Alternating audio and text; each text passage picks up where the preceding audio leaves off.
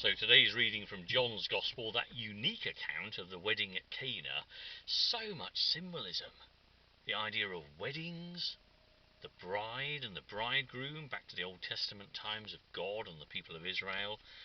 The idea of 6 purification jars, not quite enough to be the perfect 7. The fact they needed to be filled to the brim with this water that was never going to be sufficient to cleanse and purify the people, but the wine.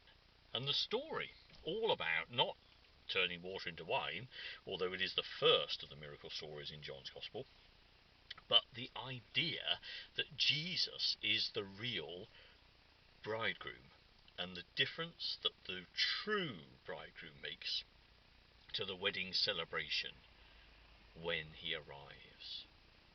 Before, there's partying and there's a sort of adequate wine, but afterwards this exuberant, extravagant, totally over the top amount of wonderful, wonderful wine.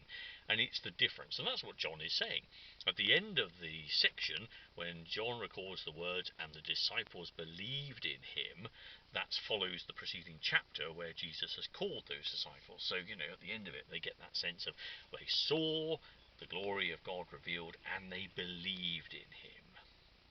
Now, for all of us, there's just that need to see God in our world and in other people, to believe and to be set free, to dance in God's great party of life, whatever happens, good and bad, to know ourselves to be in the presence and in the love of God, to be held strong in God's firm arms, is the assurance and the joy and the firm foundation that we profess to the world by the things we do, and occasionally by the things we say.